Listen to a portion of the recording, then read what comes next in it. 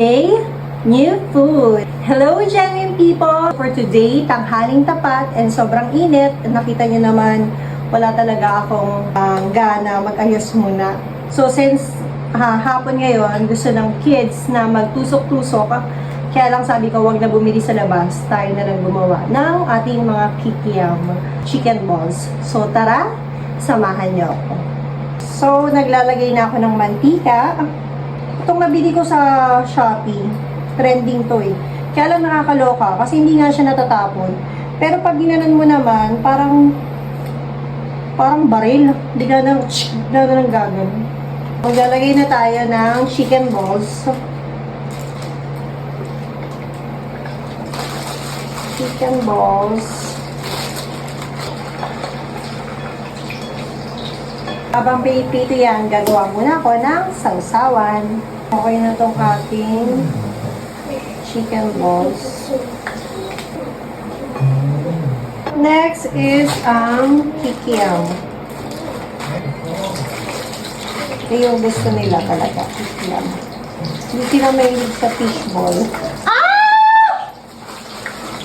Ah! Napaso si Mami. Ba't tumalsik? Napaso. Ay!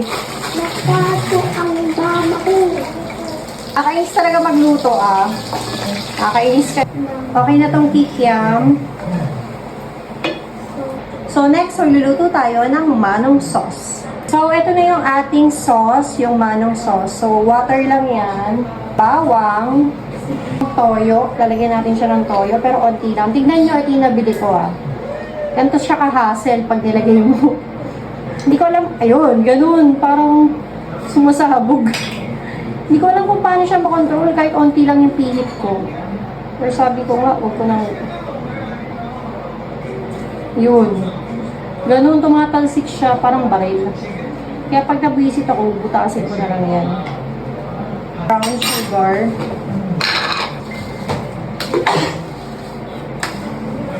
And dito, sa bowl na onting water, tutunaw tayo ng flour para lumapot.